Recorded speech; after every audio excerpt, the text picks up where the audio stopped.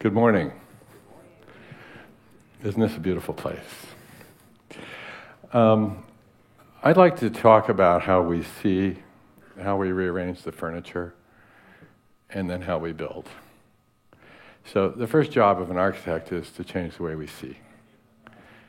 Then we rearrange the furniture, then we build. So the language matters, and design is the first signal of human intention. So we all have designs. It's what we hope for the future. Designers are inherently optimistic because we hope to make the world a better place, one would hope. What is our intention? And we have tools, and the value of a tool is put there by the intention of the user. So if you take a hammer and give it to a child, it becomes a toy. If you give a hammer to a carpenter, it becomes your house. If you give a hammer to a maniac, it becomes a weapon.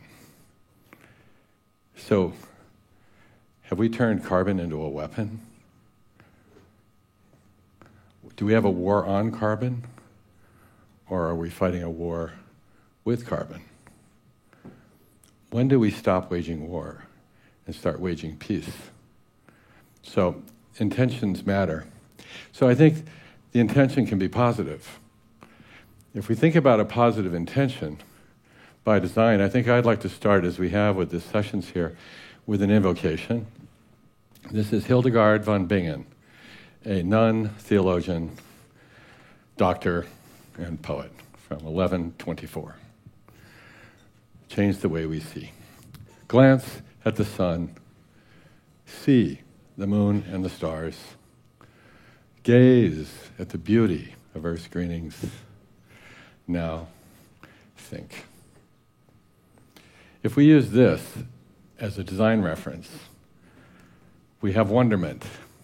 And what we see is the beauty of the world. What she goes on to say, what a delight God gives to us, to humankind, with all these things. A delight. This is a delightful thing we're doing here, in a delightful place. And then we have the notion of usufruct, the idea that it's here for our use. And this brings us down to the ground. And what do we do with it? All nature is at the disposal of humankind. We are to work with it, for without it we cannot survive. This has been translated into sustainability. And when I won the Presidential Award for Sustainable Development at the White House in 1996, the press came up and said, Mr. Sustainable, what does it all mean? I felt like Mr. Natural or something. And I said, actually I'm not interested in sustainability. What? I said, well, what's your relationship to your spouse? If you say, sustainable, I'd say, I'm sorry, that doesn't really sound that exciting. Is this maintenance? There's joy here. This is about growth, children, and good ideas. It's about a living world, because the earth belongs to the living. As the Founding Fathers, in a letter, 1789, said, in determining a federal bond should be one generation of term, they said, the earth belongs to the living. No man may by natural right oblige the lands he owns or occupies to debts greater than those that may be paid during his own lifetime. Because if he could, the world would belong to the dead and not to the living. The world would belong to the dead. So when we look at the American and French revolutions, these are about freedom from remote tyrannies. And the idea of being free from remote tyranny in time and place really does matter. But today, we have to talk about freedom from remote tyranny for our future generations. We are tyrannizing future generations, and they deserve to be free from our tyranny of behavior. So when did we get the right to pollute? Can somebody point that out? When did we say that commerce could go out and pollute, put toxins in the world?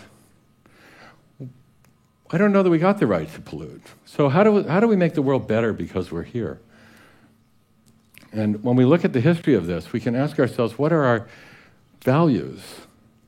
Because we need to talk about values before we talk about value. We need to talk about Plato before we talk about Aristotle, as they both knew. We go from values to value. So the question we like to ask in our design work is, how do we love all the children of all species for all time? Now get back to work. That's the question, okay?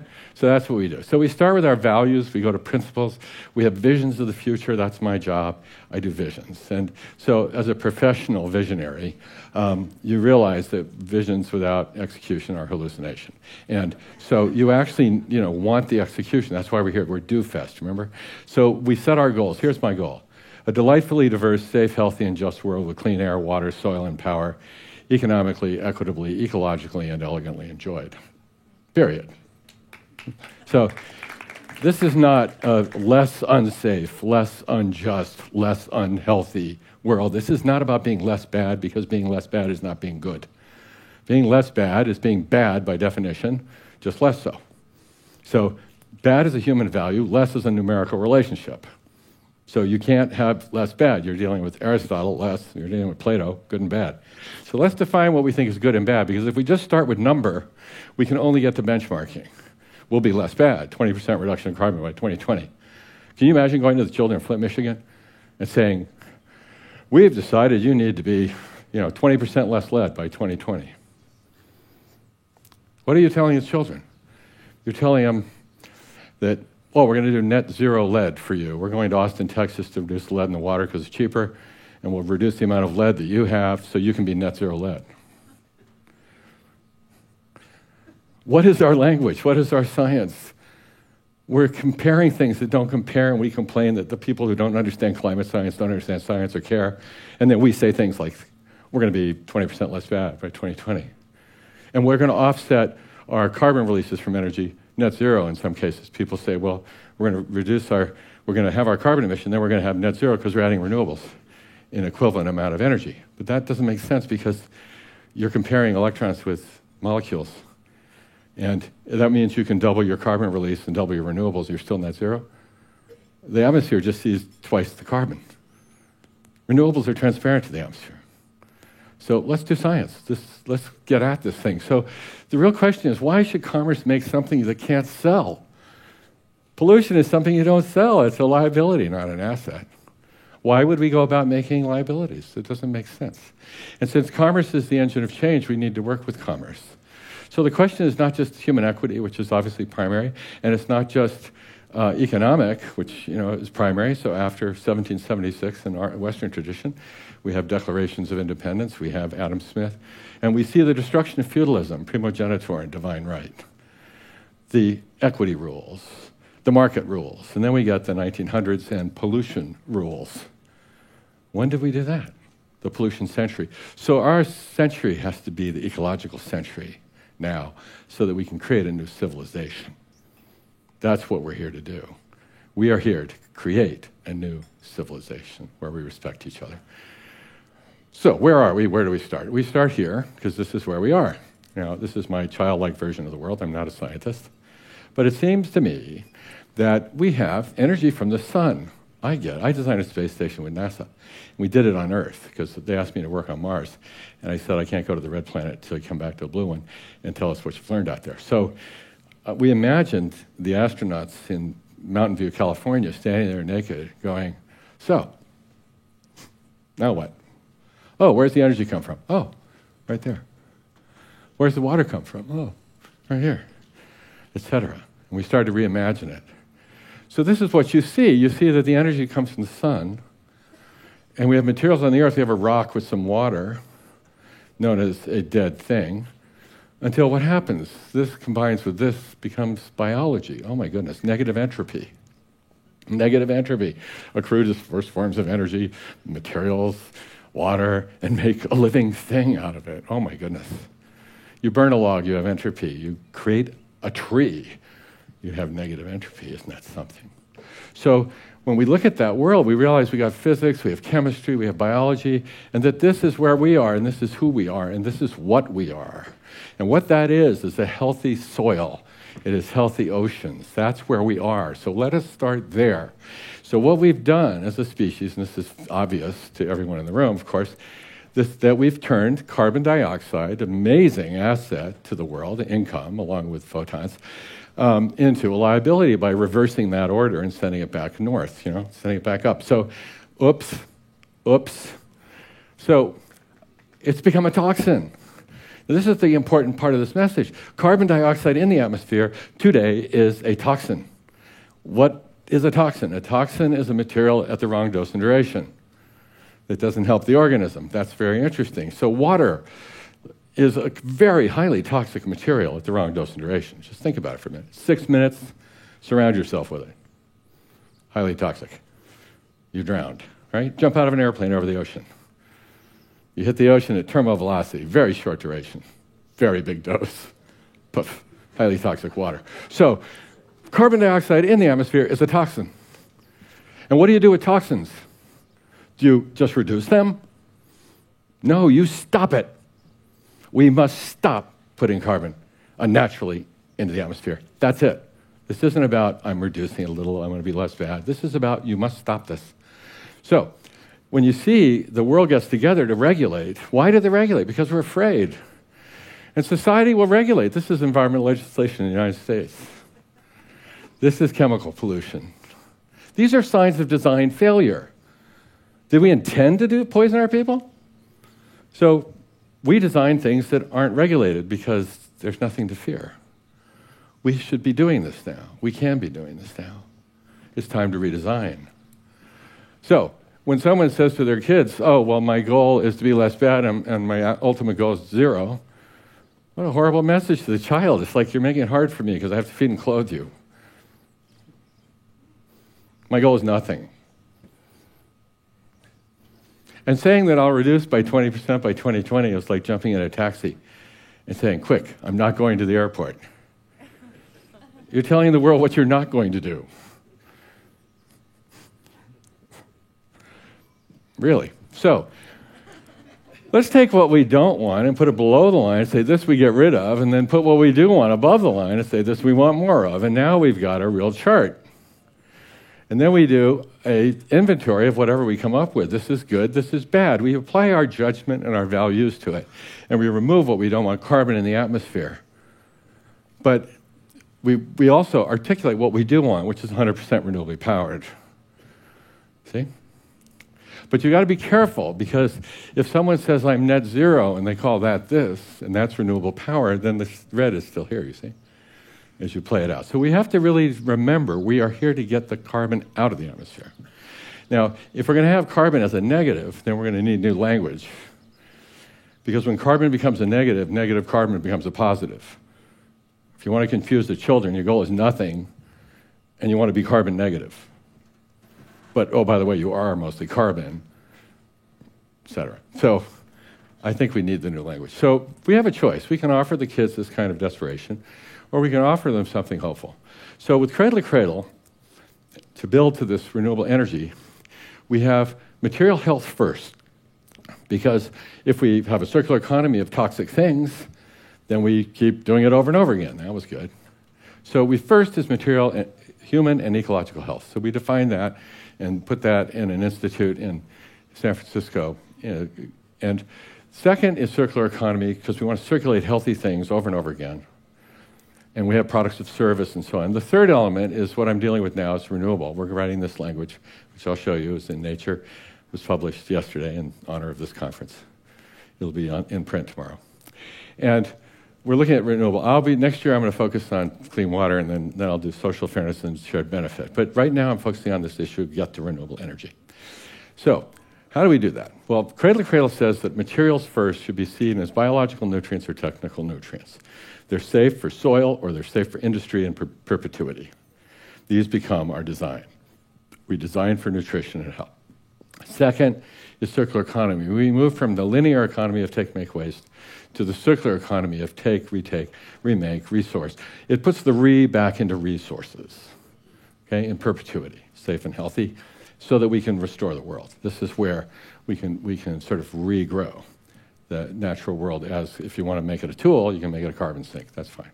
So when we look at who's doing something about it, we realize the scale of human endeavor at the level of the city is an obvious place to engage this question, because it's a dimension that has a mayor, and it has a citizenry, and they have a common interest, which is their local relationship to the environment and to the global opportunities that they represent. So we see this happening a lot, especially in carbon, at the level of cities, but a lot of language, negative carbon, decarbonization, low carbon, net zero carbon, lots of language, and it's hopeful and it's important and we have to deal with it.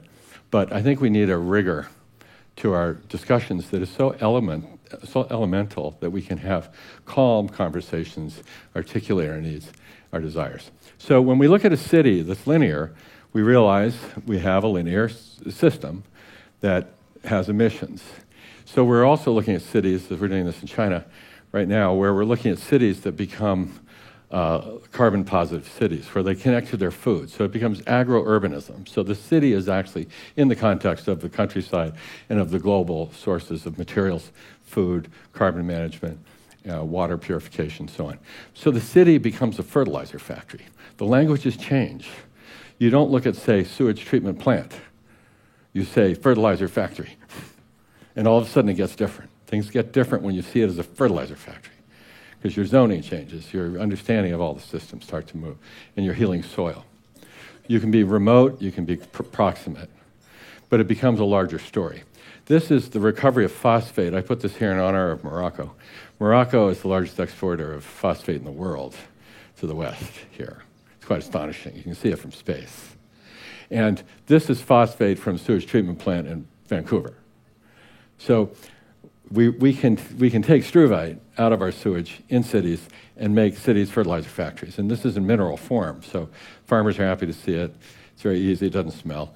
And we can recover these. We need to. It's becoming a strategic material. We all need it every day.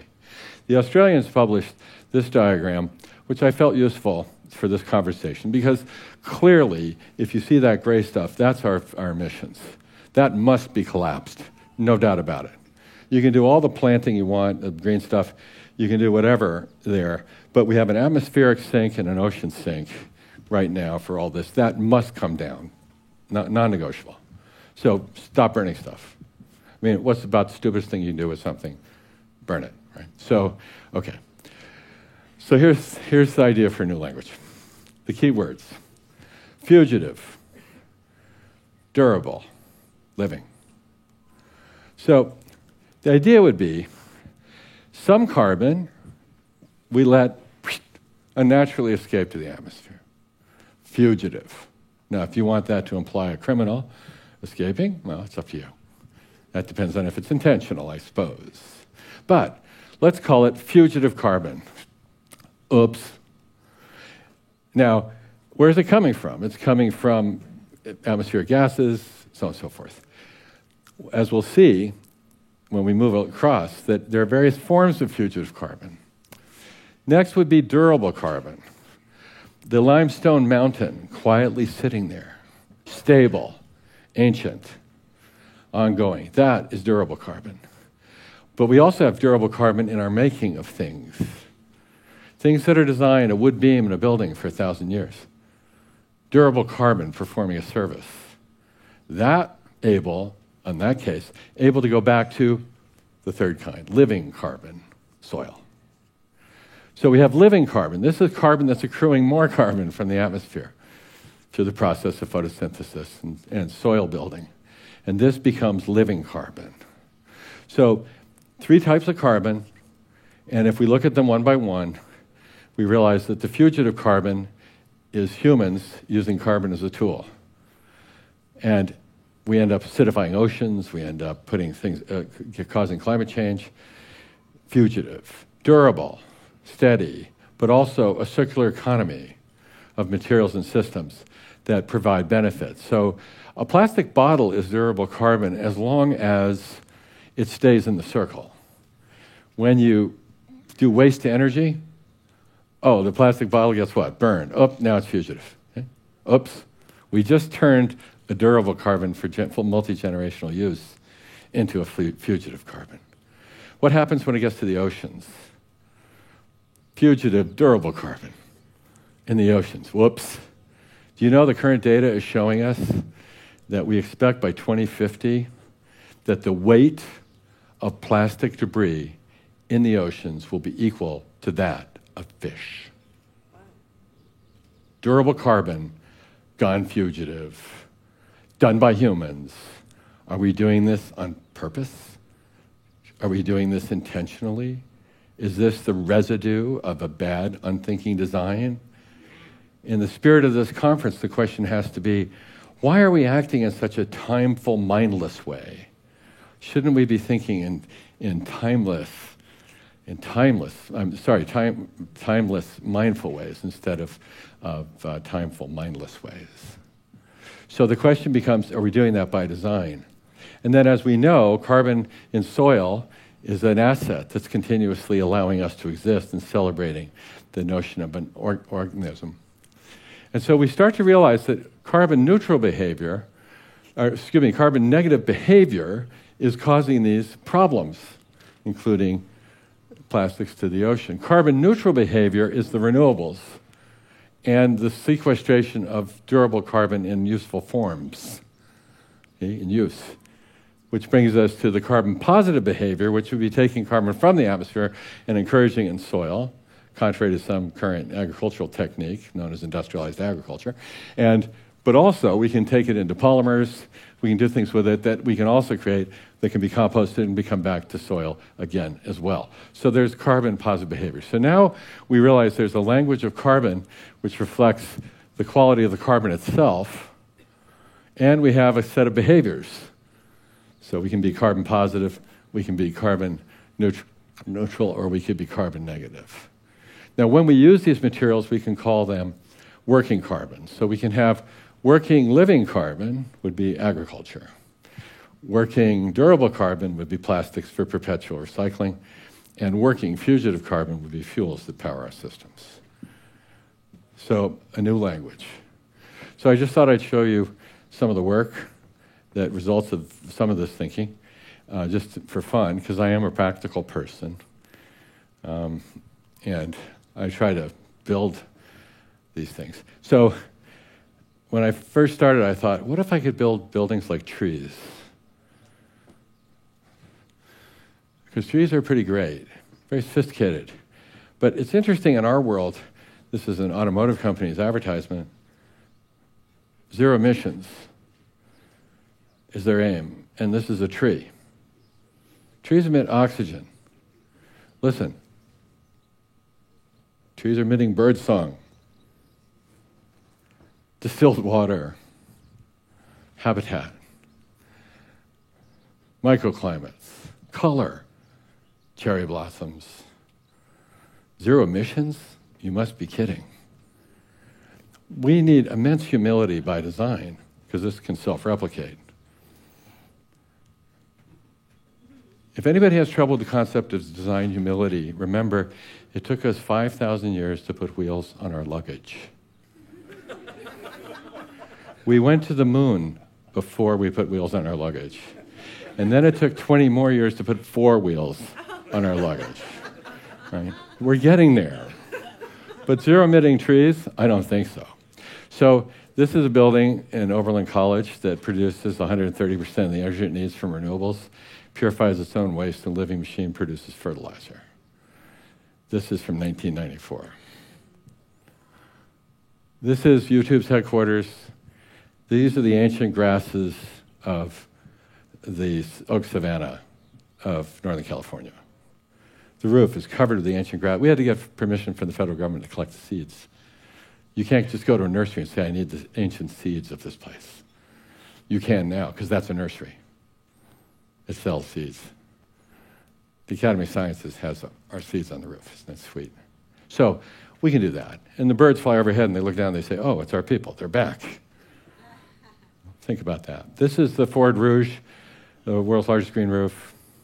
Saved Ford $35 million in CapEx, purifying water with natural systems instead of using chemical treatment plants and pipes. With the Ford Taurus at a 4% margin out of Chicago at the time, that's the equivalent of an order for $900 million worth of cars, providing habitat, cleaning water. When NASA asked me to work on Mars, I said, I really want you to come back to the blue planet first before we go to the red one. Come on back, tell us what you found. So we put the space station design team together, and we looked at the Earth and said, okay, we're going that direction. Now, Did you figure out how to power this thing with nuclear power and the reactors 93 million miles away, a safe distance? Yep, we invented that. Oh, good. Can we drink our urine up here? You bet, forward osmosis. Great. All right, you're in charge of water. So we built one on Earth. It was built ahead of schedule, on budget. It's for the same budget as a normal federal office building. And this building has potential to make 140% of the energy needs from renewables and purifies its own water. And so it was like saying to the rocket scientists, they say here on Earth you don't need to be a rocket scientist to do something smart, but what if you were? And what if you designed a building? So they call it sustainability based. In India right now, we're doing factories that grow food on the roof. And we put the structure up on the roof, which gave us mounts for our solar collectors and filled them with greenhouses. This project's over 1 million square feet. We have people working inside. We also have people working all over the roof growing food for all the families. It's organic food. This is our first tomato. We make the water to water it out of the air. It does 8 things at once. It makes heat, cooling, electricity, food, oxygen for the workers, purifies the air from VOCs, provides jobs on top, inside, and so on. In Amsterdam, we're doing a project where all the buildings are designed for disassembly. We call this continuous assets. Right now, if you take a building down for demolition, it's 80 euros a square meter to get rid of it. These buildings are worth about 120 euros as parts. So the buildings are designed to be reused. They're all the best materials we can do. They're designed to come apart. So they're also designed as housing of the future. So if there's no market for office, you can immediately convert them to apartments. If you don't need apartments, you want a park or a skyscraper, you take it apart and sell it. It's worth 1.4% on the performance today, which is a marginal number, but a very important one in real estate. This is real estate. This is turning currency into capital. This is recurrency. This is recapitalization. This is real estate for the children. This is something of value that is being perpetuated across generations. So we've now been asked to design the hub for the circular economy for the Netherlands. It's 3.5 square kilometers next to Schiphol Airport. And we're starting it with a project in the polder where we will occupy it at the same scale of the Dutch polder. So it's farmhouses with barns. And it's all solar powered and grows food on the north side, carbon positive development. This is a city, conceptual city we're doing with the China Development Bank. In China, this is a city that can feed itself, power itself. Now, if we look at the way we deploy our technique, and in the case of energy and carbon, we think about renewable energy and we think about solar. This is in Africa, this is Cameroon's. And these are fields of solar collectors where the soil, in a sense, is seen as the platform for something, but they use weed control. So we get kilowatt hours, we get heated up, and oh, there we go. So what else can we do? Well, in America, we have zoning.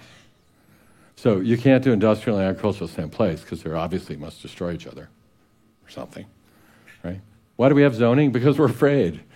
Oh, the industry, oh no, that's going to kill us, so let's put that over there. Commerce, or the offices, let's put that over there. Housing, let's put something over there. As Jaime Lerner teaches us from Curitiba, Brazil, it's live, work everywhere all the time. Zoning. This is zoning. Well, what if you put these two together? Well, for a while that was illegal. So all of a sudden, it did it. Here it is. I call it the solar orchards. And it's something that we're going to be deploying on a commercial basis at a large scale. What this does is brings back the grasses. It brings back the perennial roots that are 15 feet deep. It brings back animal husbandry because the sheep are very happy for the shade in this picture. The water is collected from the air. The soils return. The herds can move across ungulates as ungulates and move around while this place provides the power to the city, the food, clean water, soil remediation, and so on and so forth. The solar orchards. The shade is as valuable as the sun. There are 5 streams of income there. And this is really about the celebration of soil itself, the fundament from which we rise and to which we return. The idea of the soil, I think, is what we have to bring back to the carbon discussion, and that we are living creatures, and that living carbon is our most valuable asset. And so let us walk back out through Hildegard's poem. All nature is a disposal of humankind. We are to work with it, for without it we cannot survive. What a delight God gives to humankind with all these things. How beautiful. What a beautiful song for the children. Glance at the sun, see the moon and the stars, gaze at the beauty of earth's greenings. Now think, now do. Thank you very much.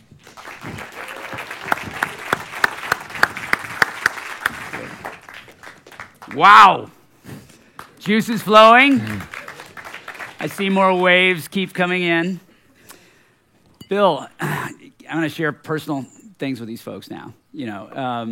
I came from business. Bill came from design, and we sort of worked together for a bit. And so I'd say things like, what's happening over the next few quarters? And Bill would say, oh, those aren't quarters. Those are seasons of our life. There's 4 of them, and they're seasons. They're not quarters.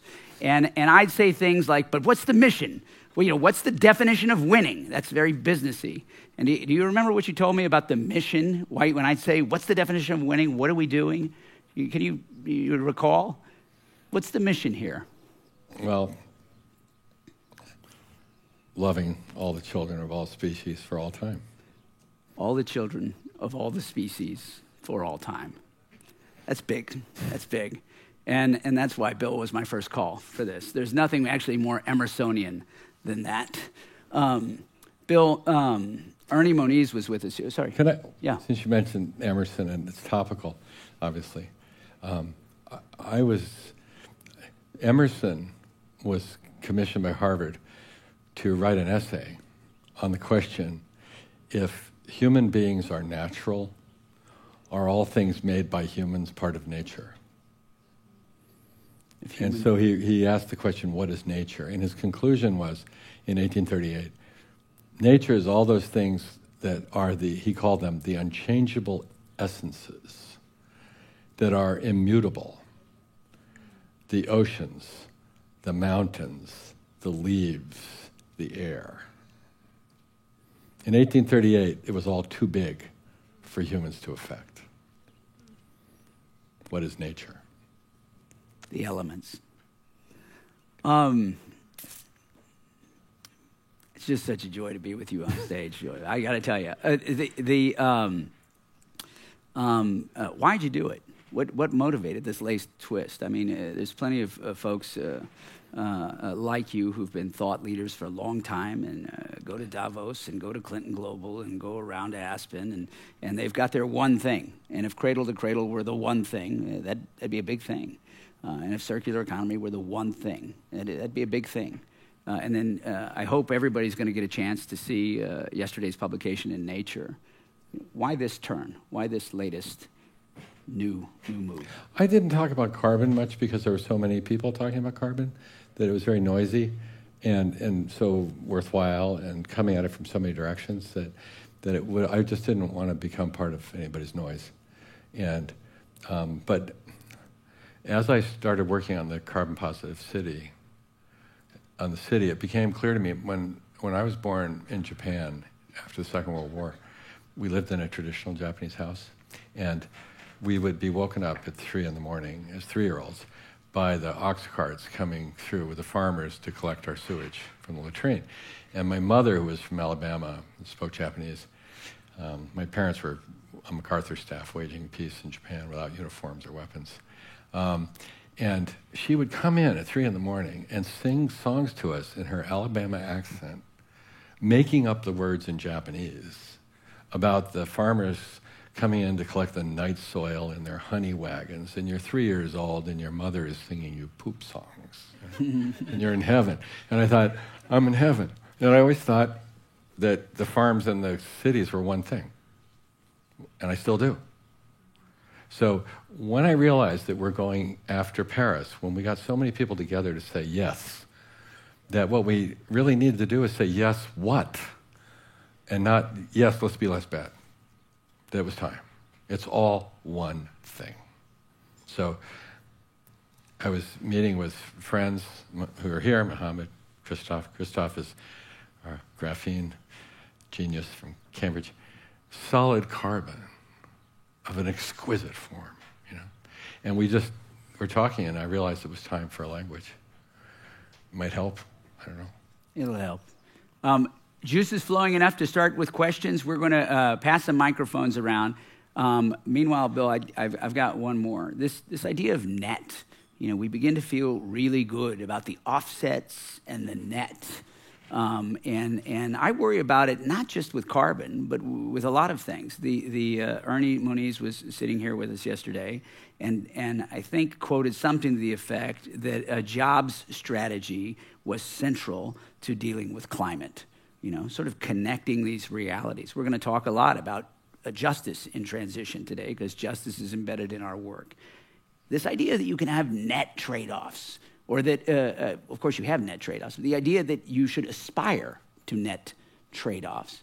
But you're calling for something different. You're saying something bad is bad, absolutely, right? Can you make that more stark for us, one? And two, can you share it with other examples of social problems? You know.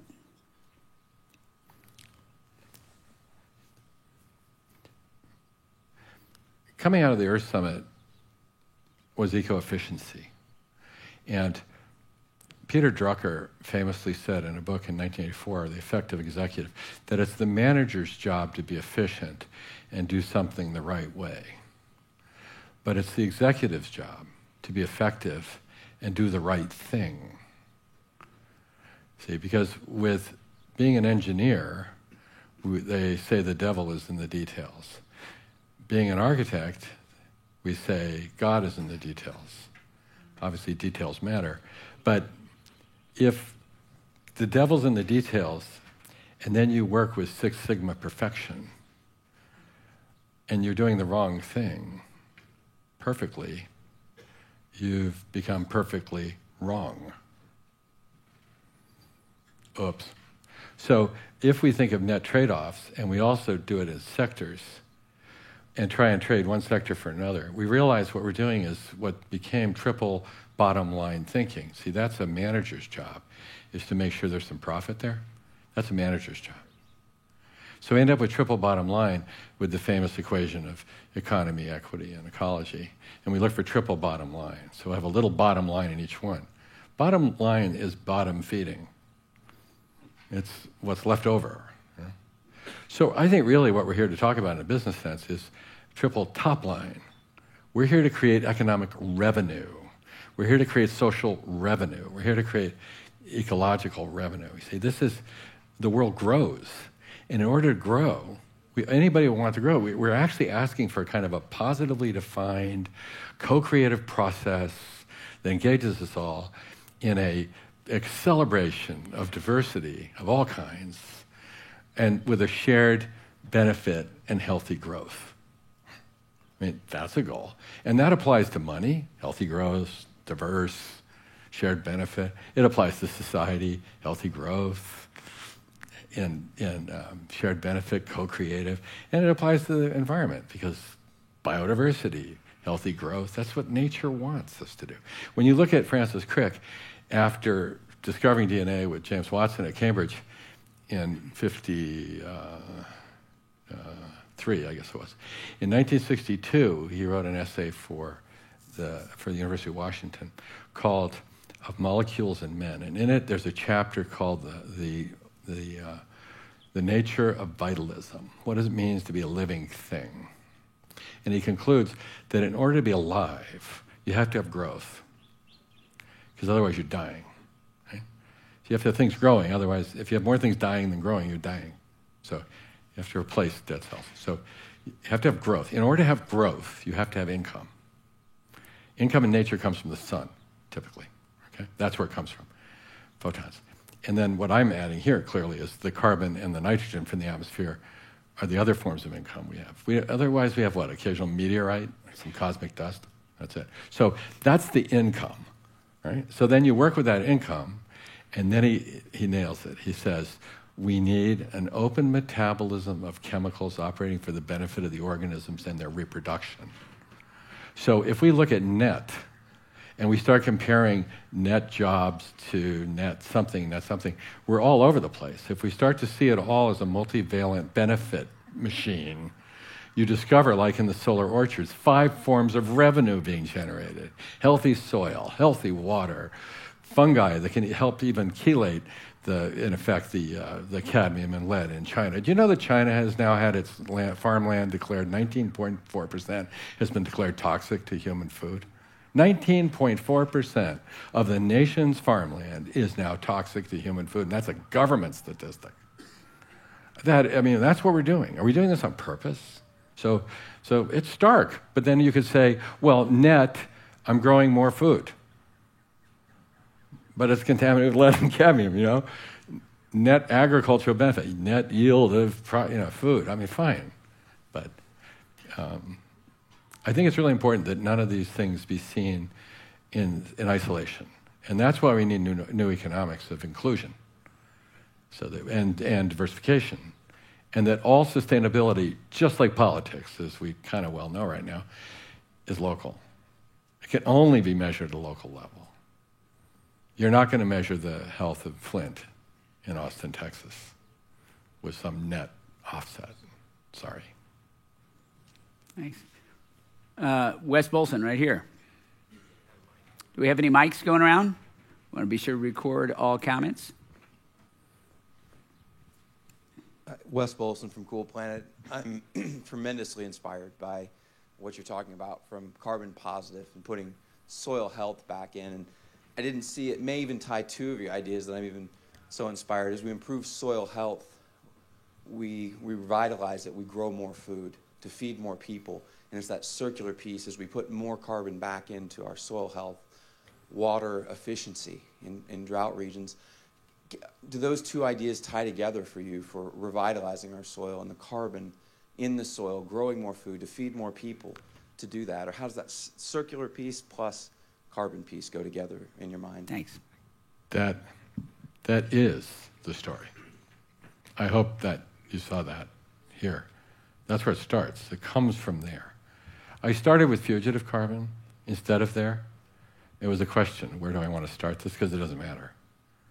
And I started with fugitive simply because of COP22. But normally I start this discussion there. This is where it all comes from. In the back, please. John Fernandez from MIT. I'm an architect, so I very much appreciate your perspective. Thank you so much.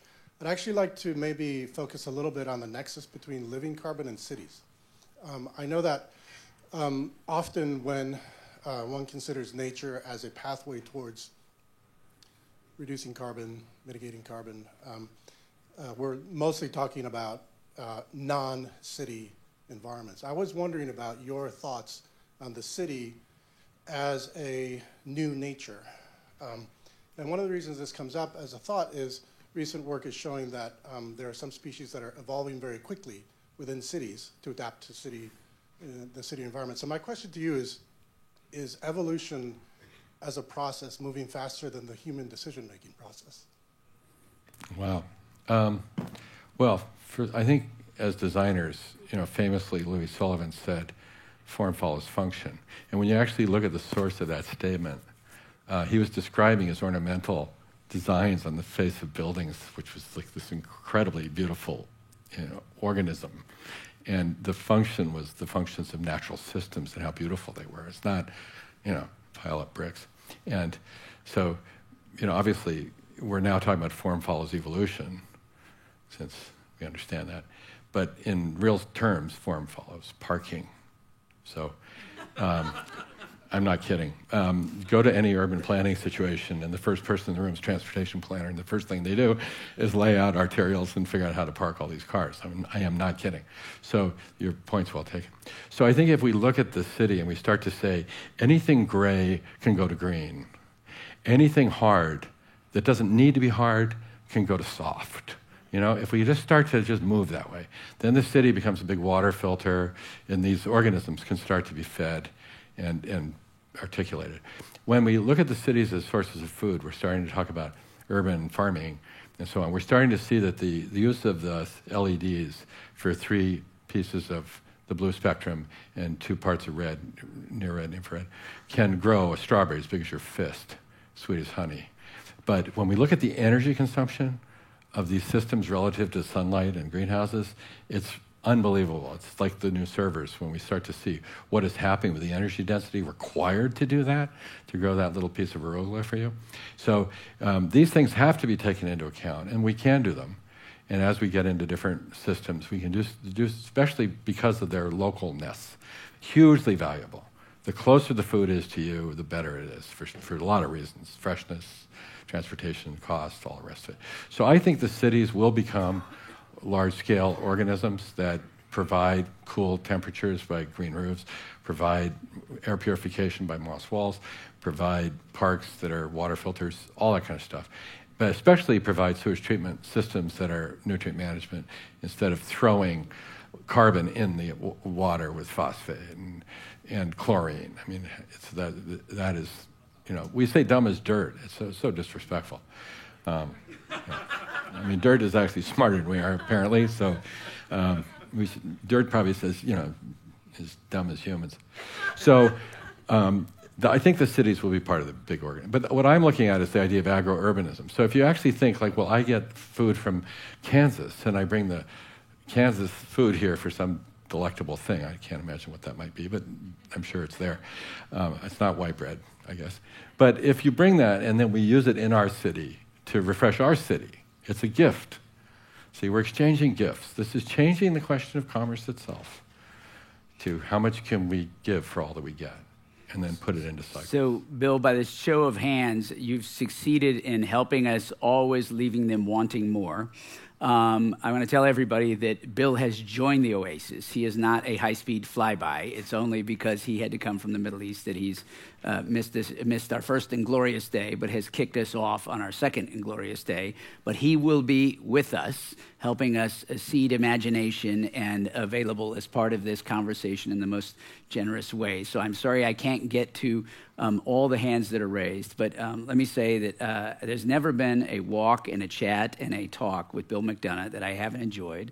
And each time that he reminds me of him sitting at the knee of Buckminster Fuller and sharing some wisdom that I can parlay into something useful in my own life, I think to myself of the day I'll be walking with my own children and quoting that it's about loving the children of all species for all time, everywhere. Thank you, Bill McDonough. You're welcome.